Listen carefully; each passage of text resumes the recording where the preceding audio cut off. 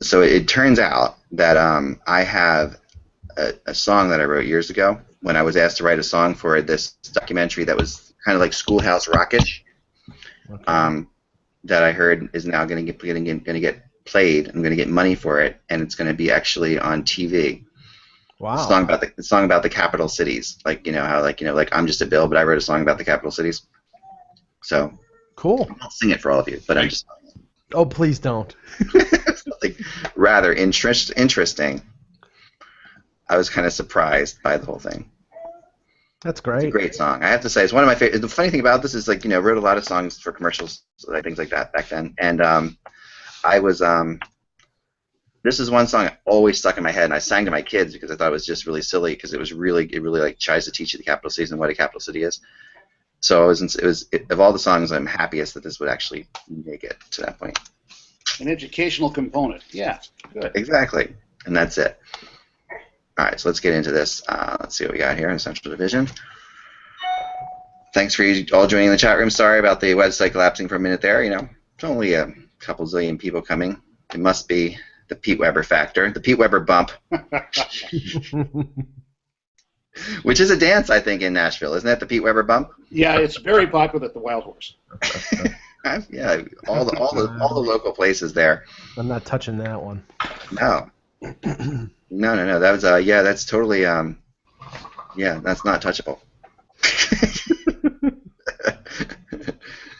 Oh man! So I hired an intern to go through and find every prediction of every writer they could find on the entire internet. Okay. He's putting this together in a format, so I have about up to almost 80 writers. So I'm going to compile this and see who the best hockey writer is in the world. That's my goal. Based on how they predict the outcome of the. That's the only way I would ever base such a thing, Kevin. That's the only important thing in this world. Yeah, just perfectly logical. It's exactly. The only thing that matters is how well you can prognosticate the divisions in October. Well, a lot of readers believe that, so that makes some sense. So. Yeah. Oh, it's so funny, isn't it? It's like okay, and you have people like they'll be like, when you get it right, of course you're never going to say anything right if you get it right. If you get it wrong, you're such an idiot. I can't believe you got it wrong. Well, one year a guy did that to me, and I scratch off that Winnipeg Jets prediction. Right. One year a guy did that to me, and I actually went back the year before. This is when I had way too much time on my hands, and I found his prediction within my blog comments a year prior, which was way worse than mine. And I held this in my pocket without saying anything, just for my own personal satisfaction. And then he came at me again, at which time I immediately shouted back with his predictions from the year before. You waited all year just to get his whatever. Was there ever a year that either of you got right, like crazily right, like just something that you were just shockingly accurate with? I think I've had some years, but mostly my standard line is that the only difference between a sports writer and a fan is the sports writer knows that he has no idea like happened in the regular season. Like, we've been around enough to know that we're just throwing darts. You give it. It's an educated guess just based on experience, but you're just guessing. That's usually when I tell GMs that too. It always drives me crazy because when we're just fooling around, I say, your job is really just based on guesses. Like, you don't know. You make a trade, you don't really know whether it's going to work out. You're just guessing that it's going to work. Right. And does analytics make it any better? Yeah. Well, I think maybe. Don't get me started on that one. I'm pro analytics. I think the more information, the better. But it's just, support material. The more information you have to make your decision, the better it is. So, I'm intrigued by, some of the things I've seen on analytics where, the Corsi, puck possession, I think, is a big part of the game. It makes a lot of sense. Kings are a good puck possession team. You watch all this stuff separately. So we watch it all in cold water with time. What's that at? Sorry, I don't know what that is. Something just opened up. I apologize. I have no idea what this is. Really? Because Tide cleans better. What the hell? Tide cleans better. Well, of course. That's right. I'm somehow broadcasting. All of a sudden, Eck is watching The Young and the Restless. No. All right. It does clean better. So. No, I'm coming around to Corsi. I think it still kind of cracks me up the how much it and I think it really feels like a flavor of the month thing to a degree. Yeah, I don't know. I mean, I think to me it reminds me of the baseball stats and when slugging percentage became so important, and just over time, it's standardized. We talk much more about on base percentage and slugging percentage and the combination of the two than we did 20 years ago. So I think that's what will happen in hockey. I mean, it's not going to change the game. It'll just change, how we rate players. That's all. Say, ironically, Kevin, Eck and I have long been players of Stratomatic, either baseball or hockey, and a lot of that was based on shooting percentage, and in baseball was based on base percentage and fielding percentage. So to be successful at drafting in Stratomatic, you had to know those stats, and I'm in favor of stats. I'm in favor of using stats to analyze players and determine who's the best. It's just I don't know whether there is a correlation. I have not been yet to be convinced that there's a correlation between some of these numbers and the quality of players. So I've yet to be sold. Once I'm sold, then I'll jump foot first into analytics. But right now I'm still a skeptic. It's a weird word. Once wins above replacement is perfected for hockey, is that what's going to sell you? Yeah. Yeah. Well, plus all the stats in the world do not change the what's going on. What a tie. Even Sarah. I'm sorry. Doesn't matter. What the hell is that? Seriously? It's got to be something just open on. Oh, you know what it is? All right. I think it's All right. I think I got it. Sorry. I am really sorry. All right. We're starting this show now. All right. Are we sponsored by Tide? Yeah, really. Now we are. I wish we were. All right, here we go. We're sponsored Tuesday, by Good Looks. October 7th. All right, hopefully that commercial just doesn't start again. But I think we're good. All right, here we go. Wednesday, October 7th. Tuesday, October 7th. Tuesday, October 7th. I suck. All right. Hello, Hockey World. How's it going to be? We'll go to Mike and then Kevin, and then I will introduce Pete. So let's do it that way, okay? No Josh today. Hey, Hockey World. It's Tuesday, October 7th, 2014. I'm Michael Agello. I'm Kevin Allen of USA Today Sports. And I'm Eklund, and you're watching the HockeyBuzzCast on HockeyBuzz.com. And today is our final division to predict. And like we talked about in the pre-show, if you were watching, predicting is the only thing that matters to all of hockey writers and to the importance of how good we are at what we do. So if none of us get these right, next year you guys can take our jobs because you're going to be better at this than us. But we're joined today by someone who has always been better than us, and that's Pete Weber. Really? Yes, Pete. How are you doing? That's a big albatross to put on my shoulders, but thank you very much, and glad to join in with you. Anytime, Mike. Anytime I can start the show by putting an albatross on a guest's shoulders, I feel like I've accomplished something. So we'll start there. But it's great to have you in Nashville. How are things down in the great city? Doing very, very well. Had a nice team outing last night at Kix Brooks' vineyard, and everybody had a great time. And now ready for this afternoon, an open practice for the public, and then meet the team party at Bridgestone Arena tonight. Nice, awesome. Meet the team tonight. So you guys start when, on Thursday? Thursday night, yes, with ex-Predator, longtime Predator, David Legwand and the Ottawa Senators coming to town. Sorry, I just threw something at my dog. So Legwand comes to town. That's going to be fun. Yes, it shall be. It should be. And I know he was hoping he'd be able to get re-signed back here, but Detroit evidenced no interest. I know Kevin probably could add more on that to us. But then it was Ottawa that went after him, and David had already said he would have loved, and now he has it, the opportunity to play in a Canadian city. Yeah, that's a big deal. It's a big deal. Yeah, I mean, when Legwand came to Detroit, by the time it was over, he was a fourth liner.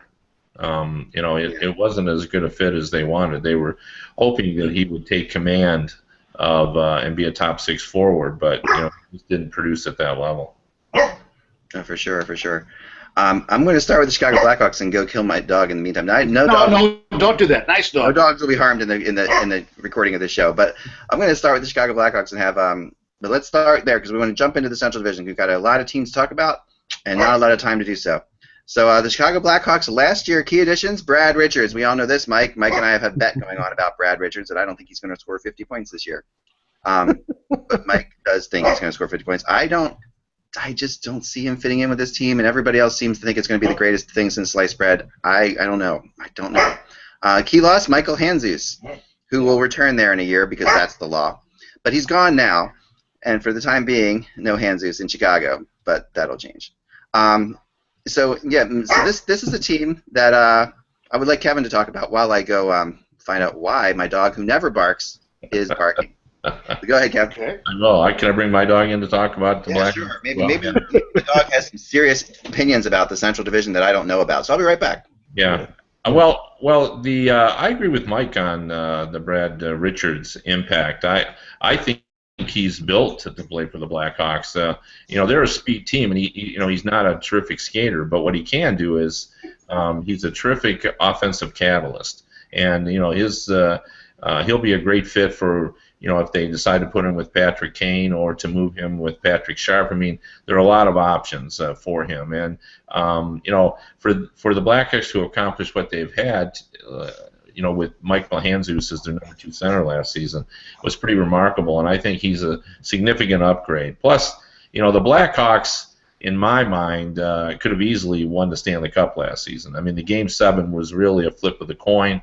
You got to give the Kings full marks, obviously, for producing the way they did to win that big game. But the Blackhawks could have easily won it. I mean, luck is always a factor in the postseason play. So it could easily be the Blackhawks trying to win back-to-back titles. But their defense is still strong. Like Nick Leddy, moving him out, this is not going to hurt them at all. They're very deep on defense, in my opinion. I mean, their big four, Nick Leddy was not part of. They still have a great depth of forwards. They've added Carcillo, which a lot of people scoffed at that. But you want a little aggression in the Western Conference still. I know in the Eastern Conference they're moving away from tough guys, but in the West you still need some aggressiveness. And I thought it was nice role player fit for that team. But I'm very bullish on Chicago. In fact, I think they could easily be in the Stanley Cup final again. Yeah. I mean, it's hard, and finally I've come around to Crawford. By the way, I'll explain my dog at another time. But what he did was absolutely hilarious. I've finally come around to Crawford and thinking that I was never a big fan, and then last year he sort of won me over in the playoffs. It was pretty impressive. Pete, what is it about the Hawks that makes them what the Hawks have become in your mind? They are a constant threat. You can never relax against them whatsoever, and I think Brad Richards will add to that simply because Michael Handzus is not the offensive threat that Brad Richards has proven to be over the course of his career. And yes, the big four they have on defense is something special. The Kings and the Blackhawks, we all know that really was. We were watching the Stanley Cup final effectively at that point in time. I mean, and that was, you talk about spellbinding. And the only mistake I think the Blackhawks made in that series was taking 2-goal leads. All that did was get the Kings angry, and they came right back with a vengeance. That's a great point. That was an unbelievable series. I mean, it was beyond. Oh. I mean, if you were to put the series of the last, I did actually ask this question of people, and they put that in the top 5 of the last 5 to 10 years easily. Yeah. Well, the one thing about the Blackhawks too, like I don't know. Maybe the Edmonton Oilers in the 80s, but I don't know a team that's quicker on the transition than the Blackhawks are. Like, they go from defense to offense in just a snap of your fingers, and the puck moves up the ice so quickly. And even though Brad Richards is not great off the rush anymore, I think he'll be part of that because he'll be able to headman the puck very proficiently, much better than Handzus did. So I think even though he's not fleet of foot, I think he'll still fit in that great speed offense that the Blackhawks have. Yeah, Kevin, he will headman it, and then he's going to follow the play up. He's going to be the trailer coming on to cause even more problems. Yeah. Richards is very conscientious defensively, and I think that he will fit in to that scheme. I think the one thing that's a challenge, I mean, I think the Blackhawks are going to be in the conference final again this year. You can't guarantee that they'll make the finals or win the Stanley Cup. I'm not prepared to make that kind of prediction yet. I'll do that tomorrow. But the one thing that they're going to be challenged with, like Edmonton in the 80s, is getting out of their own division, because I think was the toughest division in the NHL. St. Louis has improved. I think Minnesota's improved. I think Dallas has improved. So their big challenge is going to be to get out of the division, and then once they do that, then they play whoever gets out of the Pacific, if it's Anaheim or LA. And they have a really tough road to hoe, but I think they're one of the best teams in this league. Yeah, you have to be considered that, and I think Richards is going to be better than Hansies. Don't get me wrong there. I don't think that, but I just don't think that I don't see him as a 50-point getter. But I know he's going to be playing with great players. I just wonder how long that's going to last. I wonder how long it's going to last that he can he skate with Patrick Kane? Can he make those plays? He might be able to. I might be completely wrong. It's just a hunch. But he doesn't have to. Michael Handzus couldn't skate with anybody. I think I could beat him in a row. No, that's true. I mean, that's a very good point. He couldn't skate the first 3 times he was there either. So moving on to the next alphabetically. We're going to do it alphabetically to be fair here. The Colorado Avalanche. This was the team. The Colorado Avalanche have brought 2 things to the hockey world, in my opinion, in the last year. One, the whole concept of suddenly pulling your goalie with 5 minutes to go is okay with everybody, and everybody says, "Okay, this is Patrick Waugh," and it's amazing. You would hear it on every broadcast. Oh, he's doing the Patrick Waugh thing, or Pete probably was like, "Oh, he's doing the Patrick Waugh." This is Patrick. And. Is that going to continue? I wonder of myself, will that be a trend that continues, or will that just go back to where it was? And the other thing is, every team that didn't make the playoffs last year was saying, we can be the Colorado Avalanche of next year. Yeah. This is a club that really did amaze me last year, but we're going to go back to a baseball comparison here again, Michael, and hope you don't mind. But this is one where they were a club that effectively won a lot of one-goal games last year.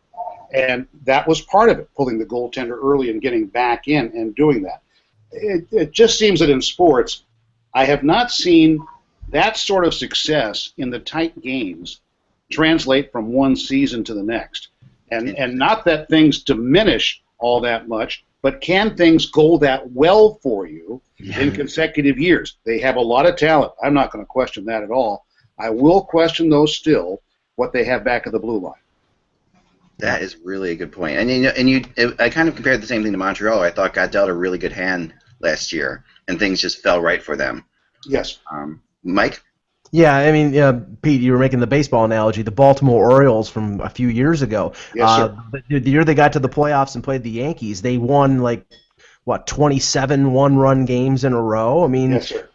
Everything broke their way, and I think everything broke Colorado's way last year. I mean, they've got great young forwards. I love Duchesne. O'Reilly is a really good two-way player. Landeskog is fantastic, and McKinnon, I think, is a future superstar if he's not a superstar already. Yeah. The defense is the question. I mean, and they really, other than bringing in Brad Stewart from San Jose, they really didn't do much, and I just think that maybe they could have traded one of their young forwards to bring in a defenseman, or maybe instead of trading or signing Jerome McGinley or trading for Danny Briere, they could have used that cap room to bring in a defenseman. And they didn't make the moves that the Islanders just made by getting Leddy or getting Johnny Boychuk. So I think the defense is going to be their question mark this year. Well, here's just to quickly say they added McGinley and Stewart and Briere. As you mentioned, their losses are Paul Stastny and Andre Benoit. Kevin, losing Paul Stastny, bigger than most people are letting on? Well, I think it is simply because there's a lot of younger players on this team, and I think that's where the difficulty is in trying to replicate what they did last season. Is they had a lot of younger players that were just playing on emotion and momentum, and they got off to a great start, and it was almost self-fulfilling. They felt good about themselves. It's almost like a playoff run.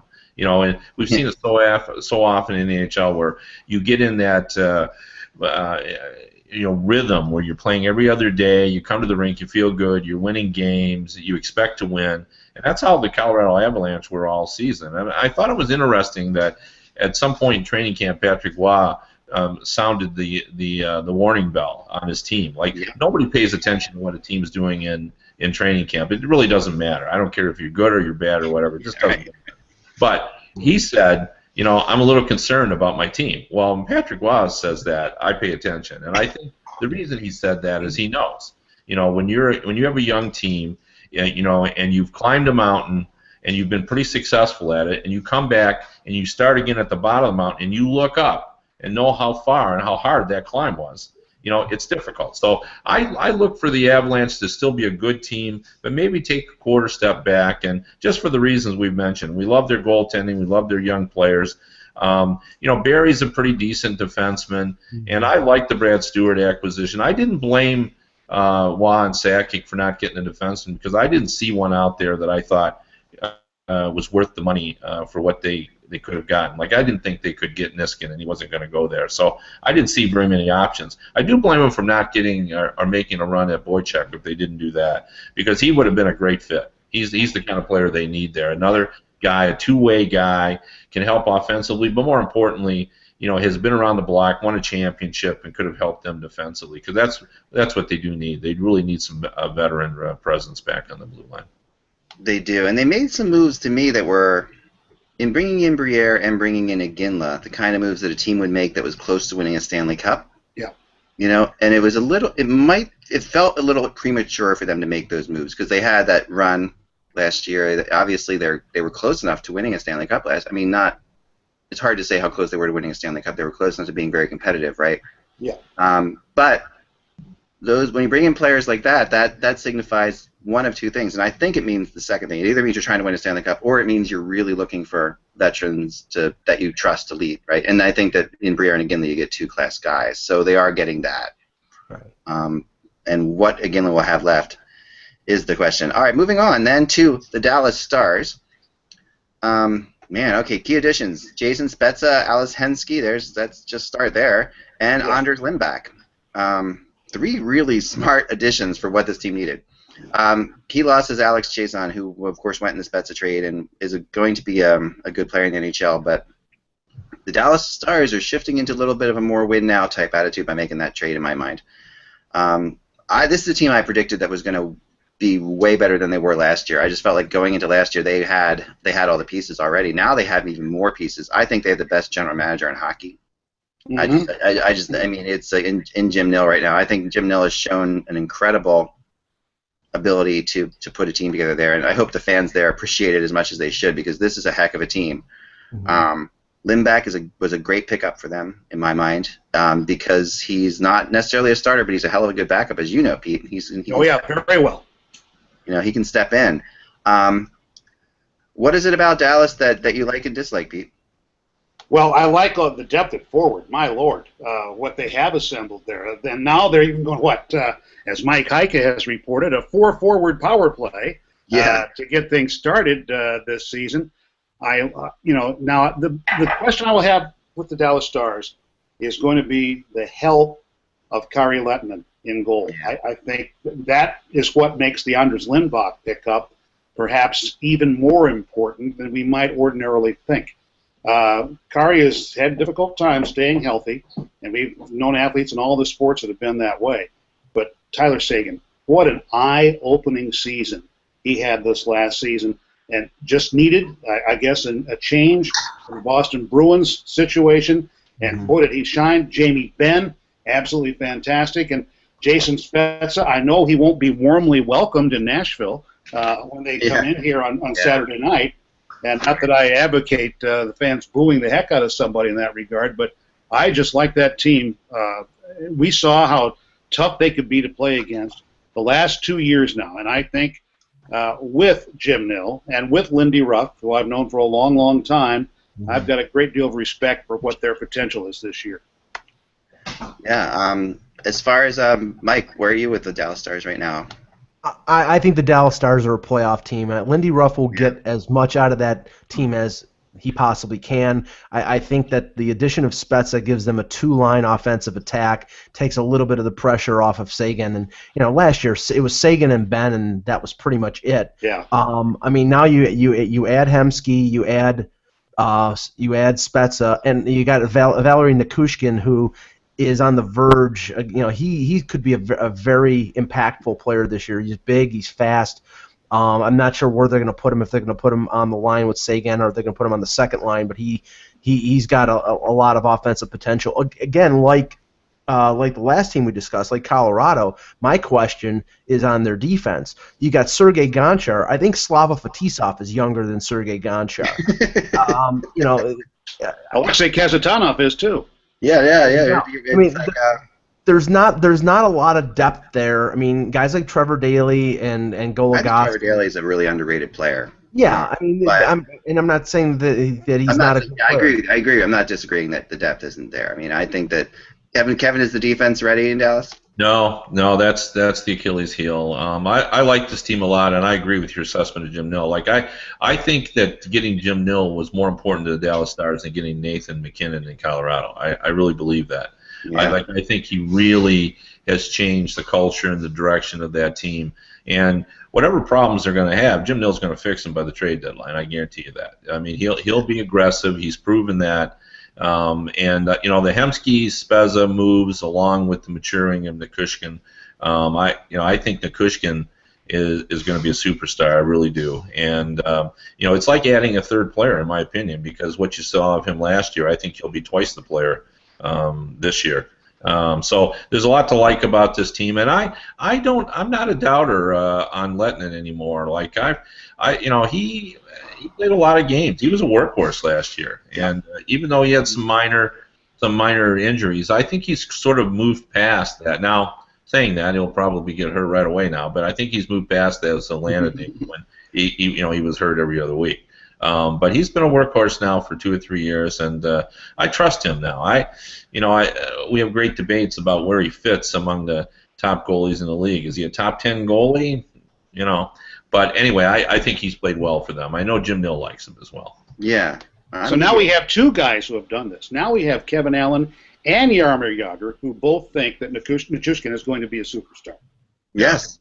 I'm the third, but I'm telling you, because last year I was amazed that the Russian team didn't play him more in the Olympics. I thought that was crazy, how little the Russian team played him in the Olympics. But he's got that one move that he uses incredibly well, coming down the wing and cutting in.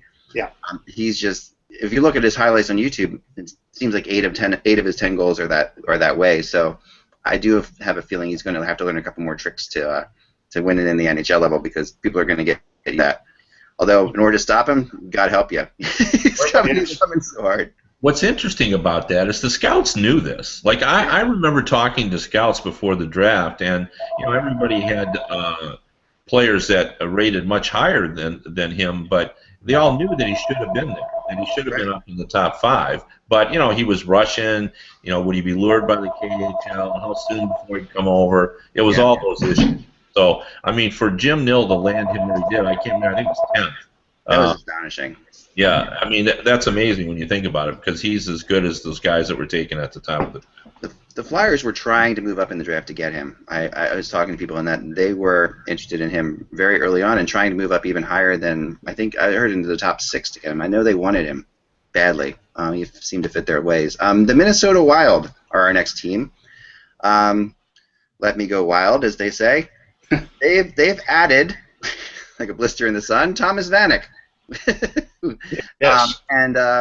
They've bringing back another kid to Minnesota, because that again is the law that you have to end your career there. And they've lost Danny Heatley and Clayton Stoner. 2 not major losses for them. I mean, Clayton Stoner definitely got overpaid to go to where he went to in San Jose, because he was the big Sharks acquisition of the summer, which is another story for another day. Right. But this is a team that last year really came into their own in the playoffs, despite having Ilya Bryzgalov as their goaltender. What I thought was the most surrealistic moment last year in the playoffs was seeing this team with Chicago in an overtime game, fighting for their lives, and realizing that Bryzgalov is in goal. and yet they're still in this game and they're still battling. Goaltending, of course, is their question mark. It will remain that until they get to where they're going. A lot of people speculate this could be Marty Berdore's landing place eventually. From talking to people recently, I think Marty's gonna wait for one of the teams in the East to falter. But yeah, so let's start, Mike, with you on Minnesota. I think the addition of Vanek is going to be a big positive for this team. One of the things that I thought last year was, they really, other than Koivu and Parise, they really didn't have a consistent offensive attack. They have a lot of young players who are starting to come up, the Charlie Coyles, the Michael Granlunds, Eric Halla, but they really didn't have consistent offense other than Parise or maybe Jason Pominville. I think Vanek has got something to prove after, playing with 3 teams last year. He took a friendly deal, shorter term, to go to Minnesota. He's wanted to go to Minnesota. I think he's going to probably prove a lot of teams wrong by having a big year. I think their defense is really good. Ryan Suter is one of the best in the league. I'm a big fan of Jonas Brodin. But like you said, the goaltending to me is the big question mark. Nicholas Backstrom cannot stay healthy. He always hurt. And then I think it falls on Darcy Kemper. And Kemper seemed to play well down the stretch and in the playoffs until he got hurt. But goaltending can really scuttle this team. If they get good goaltending, they're a playoff team. If they have a lot of injuries, then it's questionable. It's a really strange goaltending situation too, Pete, because Backstrom at times has been phenomenal for them. I mean, he was the guy that had Pekka Rinne on the bench in the Finnish league. Right. I mean, we've seen Backstrom. Like 2 years ago, Backstrom was the reason the Wild got into the playoffs. Yes. And then last year he completely fell off the radar. They've gotten a lot more out of Pominville than I ever thought they would get out of Pominville. That trade turned out to be a great trade. I thought it was a terrible trade at the time. Pete, is it safe to say they're the New Jersey Devils of the West? Even with the connection of what they have had in terms of coaching and so on over the years, that's I can see where that thread would run. Yeah. Perhaps, though, with a little bit more of attack than what New Jersey has available to them right now since the signing of Thomas Vanek. But their goaltending situation, guys, even a couple of years ago, Nashville was in Minnesota, and they had an injury, and they were trying to recall Hackett from their then farm club in Houston. He couldn't get in time. So the brother of one of our high school coaches here in Nashville was working with them in practice as a goaltender. He actually dressed for the pregame warm-up and the first period of the game that night. So this runs back a little while. This problem of trying to do that. Now, so far, with bringing in Kemper and all that, they've not had to go with a practice goalie actually on their bench during an NHL game. But what a night that was! What an incredible night that was. I was kind of surprised that this. I mean, they have at one point they have either too many goalies or no goalies. They're sort of stuck in the middle. We have too many. We can't just bring in Thomas Vokoun because suddenly, we've got Backstrom, and what if Harding's healthy, and then what if Kemper's okay, and now we've got 4 goalies, and that won't work. If I was Thomas Vokoun, I would just move into an apartment near the arena. Oh, I think he can be right there. He can be right. And I think, by the way, Thomas Vokoun would be a good signing for somebody. He's proven healthy again, so I would like to see him get a shot someplace. But yeah, that goaltending situation there really has been something since the early days when Jacques Lemaire's nephew was one of the goaltenders as they rotated things through. But that's this Minnesota team is awfully good. It isn't. I think it is very talented, and still missing Ryan Suter here from Middle Tennessee. And now going on season 3 for him up there. Yeah, he's been phenomenal for them. Kevin, where do you see this team landing? Well, I mean, the Wild have been offensively challenged for a long period of time, and I think with Vanek coming along and the maturing of Granlund, I think finally that problem seems solved for me. The shame is, of course, the guy we haven't talked about is Harding, who played very, very well last season, enough to where people were suggesting he should have been in the mix for the Canadian Olympic team last season. And then obviously he has, in addition to his MS diagnosis, and then he ended up with a broken foot, as I recall. Yes. And that would put him out as well. So, I mean, he's obviously their best goalie. It's just unavailable because I thought he played exceptionally well last season. So there's I think what you see is what you get last season. The playoff teams are going to be the playoff teams again this season. Like I don't see Minnesota faltering. I see them as improved. I think Dallas has improved. So I think the Wild are not quite there with L.A. and Chicago and maybe Anaheim, but they're just only a half step below. I think the Wild are probably the one team out there that will be in the rent-a-goalie market. If they're in the contention for the playoffs and they're having the same problems that they conceivably are having right now, in January and February, if there's a goaltender out there that a team like, say, Carolina is looking to dump Cam Ward and Cam Ward is playing well, this is the team that I think makes that deal because they're a goaltender away from being, I think, a serious contender in the West. Is Mikko Koivu, this is something I've been thinking about lately a lot, Mikko versus Saku. Okay, look at the two Koivu brothers. Yes. A lot of people consider Saku as the better, but does Mikko have the ability to be the better Koivu?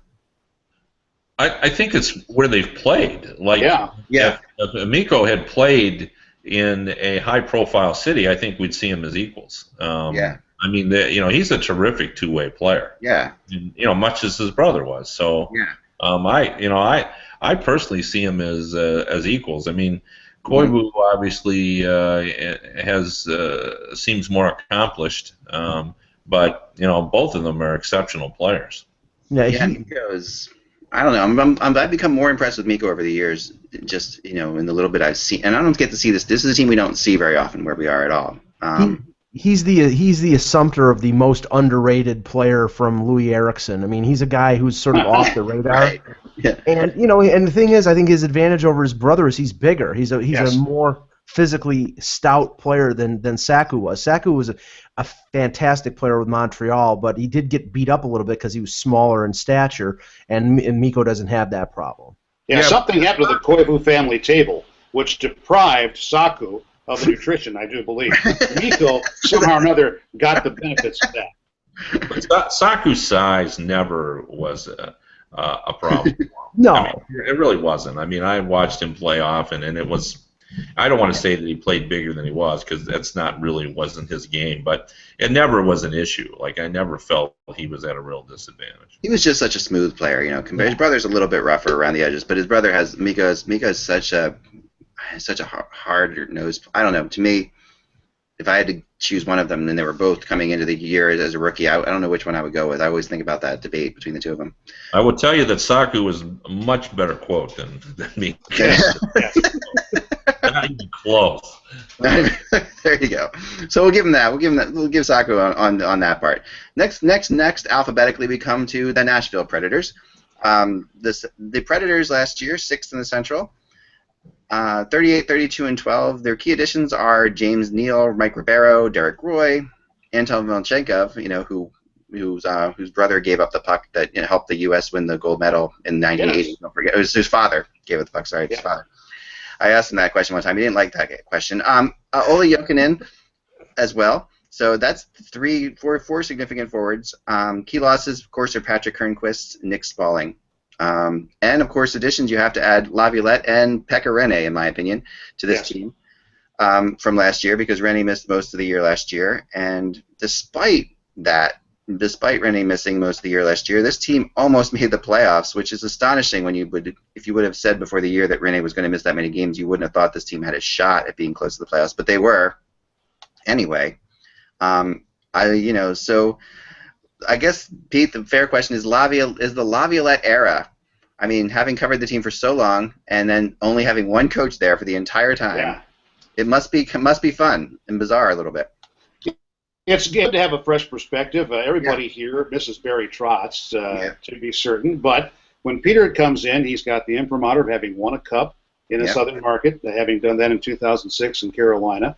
Yeah. And you also have this. I mean, people say, wow, one coach for so long. I go, yeah, let's talk about, since the Predators came into the NHL, Ken Hitchcock has coached 4 different teams. Mike Keenan has coached 4 different NHL clubs, and now, at least last I checked this morning, he was still with Metallurg Magnitogorsk in the KHL. Yeah. So that tells you how out of the ordinary that has been. I mean, the Islanders have had, 11 coaches, I believe, and the Devils have had 10 since Nashville started play in October of '98. Wow. So that gives you an idea of the impact of the change here.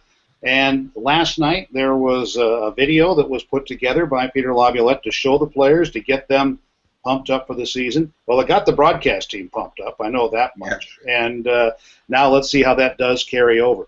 But the practices are different.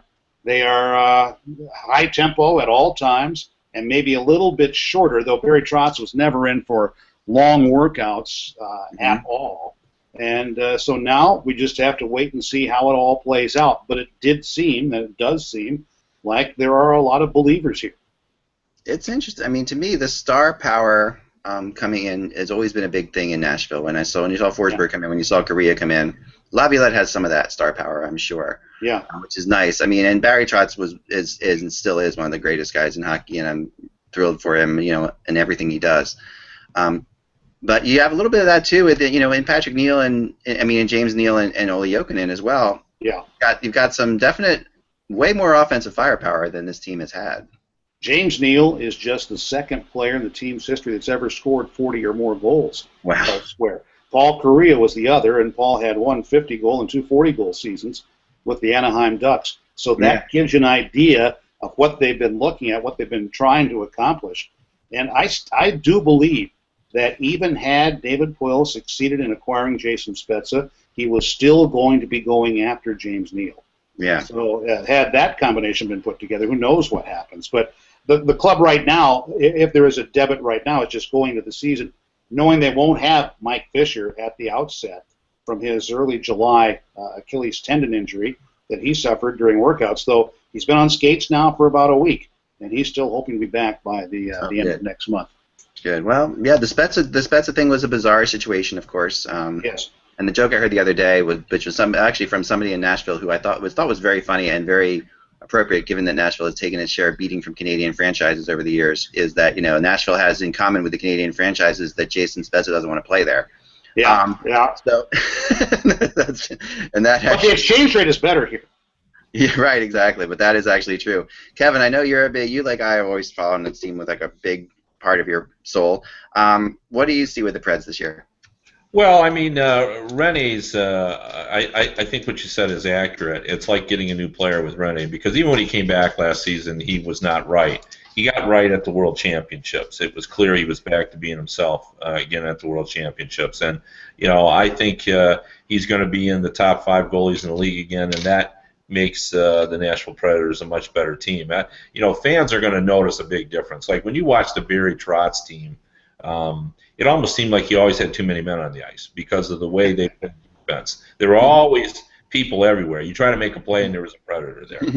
It'll be a little different under Laviolette because his guys are going to be looking to go on offense.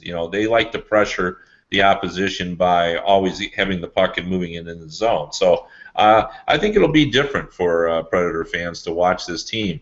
It's going to be interesting to see if that's the better way to go. They've added a lot of players, but all of those players, come with some baggage in terms of, Jokinen's best days may be behind him. Ribeiro obviously was cut loose by his team. Derek Roy was not the player that the Blues thought he was going to be. But they're all gifted offensive players. I think the Neal trade was really interesting. They gave up a good player in Hornquist, and they're both goal scorers, but they're different kinds of goal scorers. Hornquist is going to score some dirty goals. He's going to get in front of the net. James Neal is great off the rush. So, I think he's a good fit for a Laviolette team, and it's going to be interesting to see what happens. But, even though Trotz is gone, the defense is still very important to the Nashville Predators. And, to have Shea Weber and Yossi and Seth Jones as your top 3, like, in terms of pure talent, is there anybody they're right there with the top defenses in the league. Now, there's a fall-off after that, right. But those top 3 guys are all 25-minute guys, in my opinion, or more, and they're premium players. Now, Seth Jones not to his prime yet. But this is still going to be a good defensive team. I think, Kevin, if he can make this comparison, I think those top three probably take us back to the Kings when it was Blake, Zhitnik, and Sador. Yeah.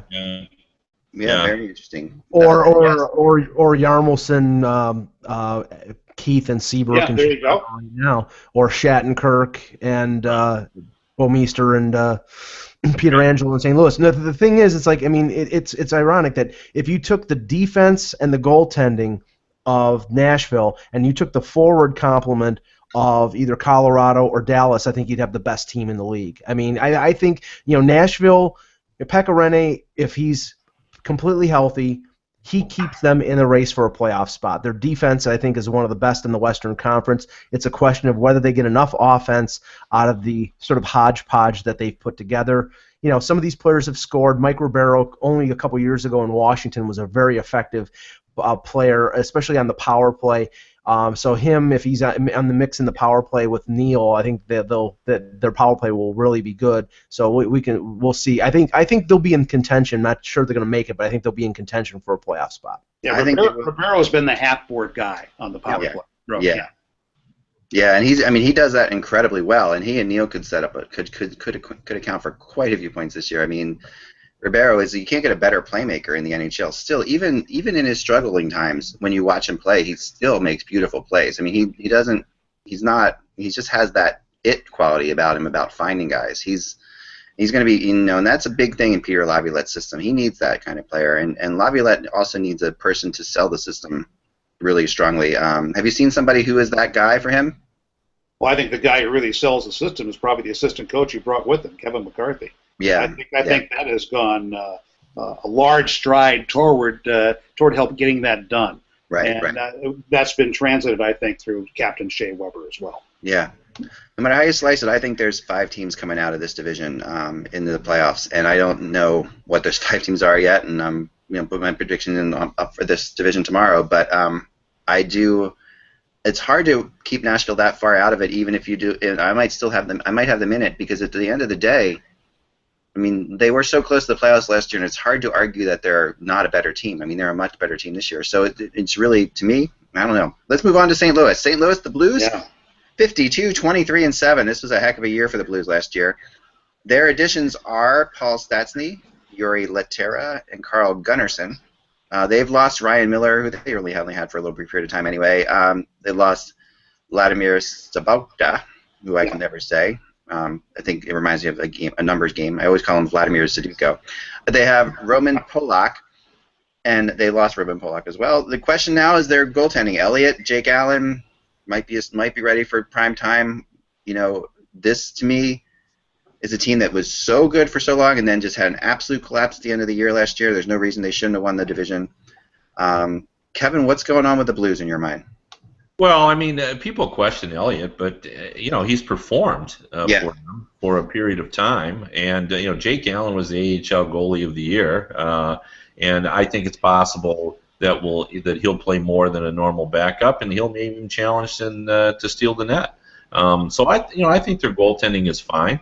Their defense in terms of talent is among the best in the league, if not the best in terms of pure talent. They're pretty deep. And I think the Stastny acquisition was terrific. I think he's going to take a lot of pressure off David Backes. Backes is better suited in my mind to play on the second line because he gives you so much physical play. Yeah. And it'd be nice if he can be moved to the wing.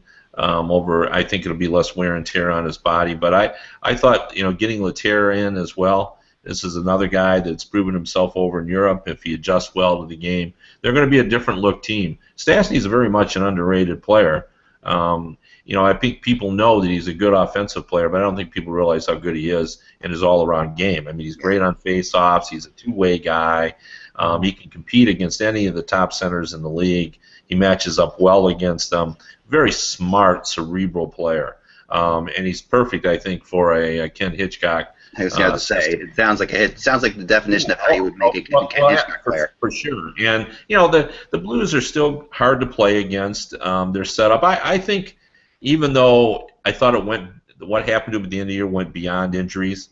I think injuries were the major part of it. I think they lost their confidence at the end of last season for whatever reason. And, we never want to believe that professional athletes can lose their confidence, but it happens. You start to doubt the way you're playing, and then you come in and you try harder, you make mistakes. It can become messy, and I thought that's what happened to him. I thought the team that went in the playoffs just didn't feel comfortable and didn't feel confident, and they shouldn't have been. They should have been confident because they're a very good team.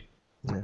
They were, Pete. They were really good to me, in my opinion. I mean, not to me. They've never been very bad to me. They've always been fine.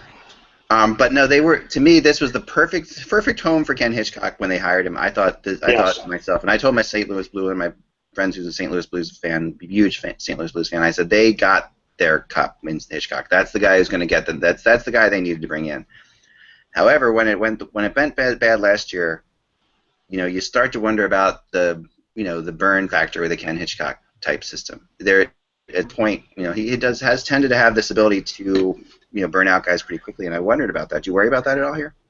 I don't specifically in this case, because I think these guys are ready to get after it again.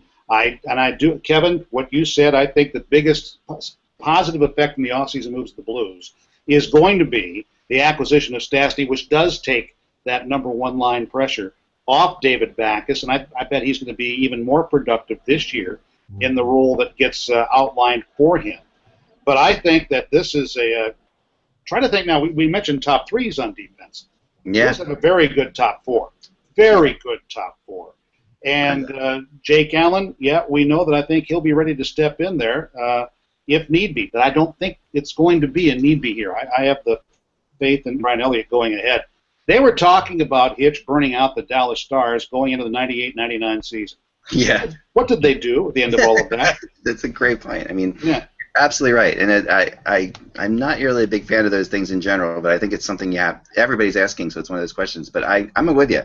I mean, I don't see it from Hitch. And if anything, I've heard a lot of good things from Hitch in the offseason. Yes, I have too. Especially now, I'm not trying to get this after you, Michael, but the article that rolled yesterday, the day before, about how Hitch has now become a believer in the extra information analytics provides him, and he knows that there was one line combination he thought was going to be great, and that he said, had he had the information that this then provided him, he never would have put them together. Wow, that's not surprising. I'm actually more surprised Hitch wasn't into this earlier, because this is definitely right up his alley. Yes, it is. Everything analytical. I mean, he's nothing if not analytical. He doesn't like small goalies. No. And that's a big thing with him. That's why the Flyers never traded for Halak. There was a big battle going on in Philly here when the Flyers were trying to get Halak. And Hitch is like, no, we're not going to. In fact, he did go on and beat Halak in the playoffs because he said that he's too small. So this. I think that's an argument in favor of Jake Allen. And the thing is, Jake Allen is not a babe in the woods. He's in his mid-20s. He's paid his dues in the minors. He's played in the NHL before. He played, I think, 15 or 16 games a couple years ago. Yeah.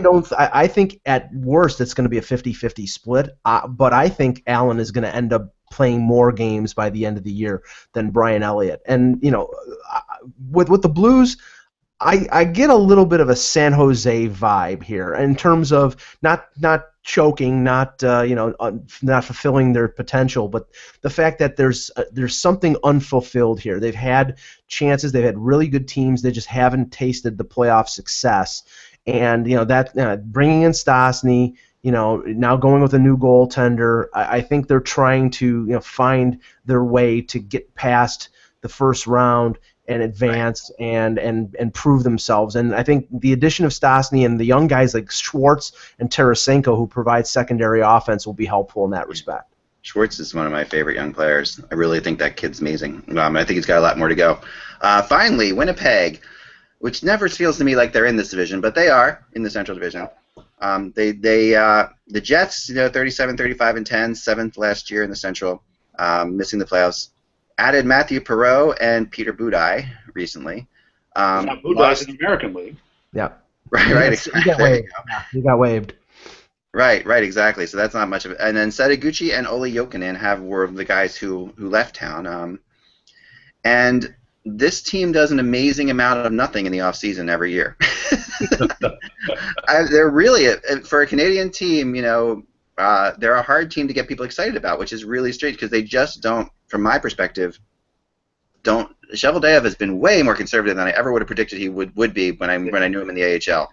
That Tangredi deal for Budaj was his first player-for-player trade. Isn't that's insane? I mean, when you think about it, I mean, how long he's been there? I mean, this is it wasn't like he was inheriting a powerhouse Thrashers team. I mean, it was a matter of, yeah, that's crazy. And Cheveldaev has been. I always thought he would be a great GM. I still think he's a good GM, but I never thought he would be this conservative, which makes me wonder if there's something above him that's making him be more conservative. I don't know. We never know these things. But Kevin, where are you on Winnipeg? They're on the treadmill. They're working real hard, pumping real hard, but they're not getting anywhere. They're not strong enough to make a move. They played at a playoff pace after Paul Maurice took over the team, and I liked some of their players. I thought they gave a real honest effort last season to try to make it, but there's not enough there, and they have not been aggressive, and I thought it was a major mistake for them to not pursue another goaltender. I think the read on Pavelec is that he has not done the job for them, and that they may need to go in another direction. However, the Winnipeg Jets seem to have great faith in him, and I just don't think you look at his numbers. I don't think you can expect to make the playoffs in the Western Conference with his numbers. His save percentage numbers and his goals against average just aren't there. And the defense, I think they need Bogosian to take another step in his development. By now he should be entering his prime, and he hasn't been quite the player that they had hoped he would be. So this is a competitive team, just not a first-rate team.